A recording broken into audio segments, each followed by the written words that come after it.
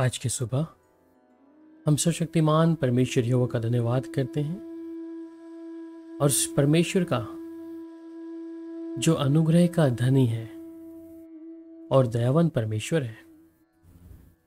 हम अपने हृदय से उस परमेश्वर का धन्यवाद करते हैं, शुक्रगुजारी करते हैं कि परमेश्वर हमें एक और दिन दिया कि हम उसके उपकारों का धन्यवाद कर सकें और आज के प्रतिदिन के आत्मिक भोजन पर मनन कर सकें। पहला तिमुथियुस 2 अध्याय और उसकी 9 आयत। वैसे ही स्त्रियां भी संकोच और संयम के साथ सुहावने वस्त्रों से अपने आप को संवारे, ना कि बाल गूंथने और सोने और मोतियों और बहुमूल्य कपड़ों से। पौलुस तिमुथियुस को जब ये शिक्षा दे चुका था और उस समय तिमुथियुस की कलीसिया में हम देखते हैं कि बहुत से लोग थे, बहुत सी बहनें थी जो सिर्फ संवरना ही अपने आप को बेहद जरूरी देख पड़ता था उनके जीवनों के अनुसार, परंतु आत्मिक तौर पे उनके जीवन को घून लग चुका था। उसी प्रकार आज भी एक विश्वासी स्त्री के जीवन में भी ऐसा घून लग चुका है, या यूं कहें कि दो तरफा जीवन व्यतीत कर रही हैं, कलीसिया के अंदर और कलीसिया के बाहर। ऐसी स्त्री का जीवन 2 तरीके का है और बाइबल हमें पहले ही इस विषय में बता दिया है कि जो स्त्रियां हैं वे संकोच और संयम के साथ सुहावने वस्त्रों से अपने आप को तो संवारें, पर ना कि बाल गूंथने और सोने और मोतियों और बहुमूल्य कपड़ों से, क्योंकि ये दिखावा है एक स्त्री का जो अपने आप को एक तरफ कहती है कि मैं उद्धार पाया है, नया जन्म भी पाया है, पर फिर भी उसका संसार के लिए अपने आप को दफन करना नहीं हुआ। जिस प्रकार हम हमेशा कहते हैं कि उद्धार पाया हुआ व्यक्ति या एक व्यक्ति जो बपतिस्मा लेता है वो अपने आप के लिए, स्वयं के लिए मरता है। दूसरा, वह संसार के लिए अपने आप को मारता है। तीसरा, वो उस पाप के लिए अपने आप को मारता है। पर आज के युग में जिसमें मैं और आप जी रहे हैं, दिखावटी जीवन आज लोगों के अंदर है। जब खुदा की कलीसिया में उसके सामने है तो 2 चेहरे हैं, पर परमेश्वर ऐसे चेहरों की तौहीन करता है। ऐसे 2 धारी या 2 रूपी मनुष्य को परमेश्वर पसंद नहीं करता, चाहे उसमें मनुष्य हो या कोई औरत हो या कोई पुरुष हो। पर जिस विषय में आज हम सुबह के वचन में मनन कर रहे हैं, ये बहुत जरूरी है कि आज विश्वास की हुई बहनें, आत्मा पाई हुई बहनें बहुत ही तेजी से जिस प्रकार प्रभु में आई थी, आज उसी तेजी से वापस जा रही हैं, क्योंकि वो प्रसन्न करना चाहते हैं संसार के लोगों को कि वो उनकी वेशभूषा कैसी हो, वो कैसे दिखें, कि लोग उन्हें देखें। ये अपने लिए संवारने के लिए नहीं है, पर वो लोग अपने आप को ही दिखाना चाहते हैं। ये छोटा सा चित्र मैं आपको दिखा रहा हूं, इसमें कुछ चीजें आप देख लीजिएगा। इंग्लिश में कहा, keep your spirit and body perfectly Holi. 2 कुरिन्थियों 7:1 में कहता है कि अपनी आत्मा और शरीर को पवित्र रखें सिद्धता के साथ में। और परमेश्वर का कलाम यह भी कहता है कि इब्रानियों 12:14 में कि बिना पवित्रता के हम उसे देख नहीं सकेंगे। और यहां पर आज हम अपने शरीर को कैसा चला रहे हैं, किस प्रकार आज स्त्रियां अपने जिस्म को या अपने शरीर के ऐसे हिस्से को उसको लात पूछती हैं या लोथा पोथी करती हैं अपने शरीर को। क्या एक उद्धार पाई हुई स्त्री के अंदर ये बातें शोभा देता है, या एक प्रभु की दासी के लिए या प्रभु के लिए समर्पित औरत के लिए इस बात को अगर आप ध्यान से सोचें, क्या शोभा देता है?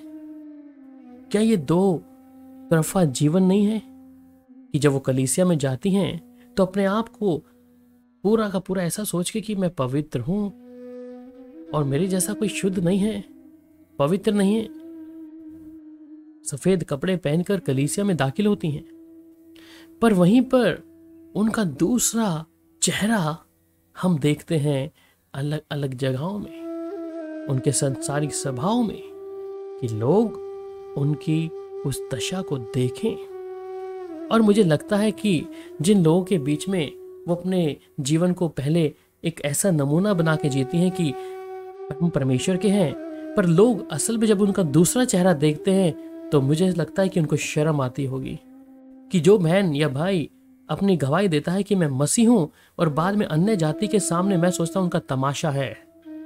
जब वो औरत अपने वस्त्रों से, अपने बालों को गूंथने से उन्हीं लोगों के बीच में जाकर जिनके विषय में अपने परमेश्वर की गवाही देती है कि मैं कुछ नहीं लगाती, मैं कुछ अपने कानों में नहीं डालती, मैं अपने होठों को वो लाल रंग से सुर्खी से लोथापोती नहीं करती, परंतु जब उन्हीं के लोगों के बीच में जाकर उन्हीं जैसे बन जाते हैं तो मैं सोचता हूं ये परमेश्वर का आत्मा काम नहीं कर रहा, ये परमेश्वर का चरित्र नहीं है, ये उसकी असल जिंदगी है कि वो लोग मसीह को धोखा दे रहे हैं, परमेश्वर को धोखा दे रहे हैं, परंतु असल जिंदगी उनकी वही है। जिस प्रकार वो किसी सभा में या पार्टी में अपने आप को दिखाते हैं तो वही उनकी असल जिंदगी है। और वो लोग भी बहुत अच्छे से मजाक उड़ाते होंगे कि जब हमारे सामने हैं तो अपने प्रभु की गवाही देते हैं, पर असल जिंदगी इनकी है। इसलिए उनमें और अन्य जाति में कोई फर्क नहीं रह जाता, अन्य जाति और उनमें कोई फर्क नहीं रह जाता। क्या ये मसीह जीवन है? क्या ये मसीह जीवन है? मैं कहता हूं ये मसीह जीवन नहीं है, ये एक गिरगिट का रूप है जो अपने रंग को बदलता है। और एक उद्धार पाई हुई प्यारी स्त्री, एक नया जन्म पाई हुई स्त्री जो अपने परमेश्वर से प्यार करती है, वो वैसी ही दिखेगी जैसी बाहर है, वैसे उसका अंदर का जीवन होगा, और जैसी अंदर है वैसी बाहर का जीवन होगा। वो दो तरफा जिंदगी नहीं जिएगी। इसलिए पौलुस तीमुथियुस को यह आज्ञा दे रहा है कि वह स्त्रियां संकोच और स्वयं के साथ सुहाने वस्त्रों से अपने आप को संवारे, ना कि बाल गूंथने से, बाल गूंथने के अनुसार। आज किस प्रकार बहन लोग अपने अपने बालों को, अपने शरीर को लोथापोती कराती है। असल में मैंने कहा दूसरा जीवन कैसा है। संसार के लोगों में हम कहते हैं हम विश्वासी हैं, वी आर द क्रिश्चियन, हम घमंड बोलते हैं, पर असल जिंदगी तो जब हम उनके बीच में होते हैं, उनके तौर तरीके से होते हैं, तो उनका असली रूप भारी रूप के साथ एक हो जाता है। मैं सोचता हूँ ये मसीह जीवन नहीं है। यशायाह 3:16 में इस बारे में बहुत अच्छे से कहता है कि यहोवा ने यह भी कहा, क्योंकि सिय्योन की स्त्रियां घमंड करती और सिर ऊंचे किए, आंखें मटकाती और घुंघरूओं में चमचमाती हुई ठुमक ठुमक चलती हैं। पर पतरस पहला पत्र 3:3 में क्या कहता है? और तुम्हारा श्रृंगार दिखावटी ना हो, अर्थात बाल गूंथने और सोने के गहने या भांति भांति के कपड़े पहनना। मैंने बोला कि तुम्हारा श्रृंगार दिखावटी ना हो, पहला पत्रस 3:3 में कहता है। हमारा जैसा प्रभु ने हमारी वेशभूषा रखा हम वैसे रहें, ना कि दूसरे व्यक्ति को हम आकर्षित करें। और यही पता लग जाता है कि उनमें, अन्य जाति में और इसमें कोई फर्क नहीं है, कोई फर्क नहीं है। ये ढोंग है प्रभु के साथ चलने का, प्रभु के लोगों को धोखा देने का। असल जिंदगी उनकी वही है। इसलिए पतरस में कहता है कि अर्थात बाल गूंथने और सोने के गहने या भांति भांति के कपड़े पहनना। बाल गूंथने का मतलब गंभीरता से लीजिए कि आपके जैसे बाल हैं वैसे रखिएगा, पर आप दूसरे लोगों को आकर्षित करना चाहते हैं, आप दिखाना चाहते हैं कि अन्य जाति और आप एक ही हैं, तो मसीह का स्वभाव नहीं है। मेरे प्यारो, यिर्मयाह 4:30 में भी कहता है, और तू जब उजड़ेगी तब क्या करेगी? चाहे तू लाल रंग के वस्त्र पहने और सोने के आभूषण धारण करे और अपनी आंखों में अंजन लगाए, परंतु व्यर्थ ही तू अपना श्रृंगार करेगी, क्योंकि तेरे मित्र तुझे निकम्मी जानते हैं, वे तेरे प्राणों के खोजी हैं। इसलिए जब कोई स्त्री ऐसा करती है तो अपने आप की तुलना कैसे करती है मैं बताता हूं। नीतिवचन 7:10 में कहता है, और उस से एक स्त्री मिली जिसका भेष वेश्या का सा था और वह बड़ी धूर्त थी। अन्य जाति की तरह हम अगर सवार रहे हैं अपने आप को, तो यहां कहता है कि वह वेश्या कैसी है। और आपको मालूम है वेश्या का जीवन कैसा है, वेश्या कैसे अपने आप को सवारती है। इसलिए नीतिवचन 7:10 में कहता है कि उस एक स्त्री मिली जिसका भेष वेश्या का सा था और वह बड़ी धूर्त थी। निर्गमन 35:22 में पढ़ते हैं, क्या स्त्री क्या पुरुष जितनों के मन में ऐसी इच्छा उत्पन्न हुई, वे सब जुगनू, नथुनी, मंदूरी, कंगन आदि सोने के गहने ले आने लगे। इस भांति जितने मनुष्य यहोवा के लिए सोने और भेंट के देने वाले थे, वे सब उनको ले आए।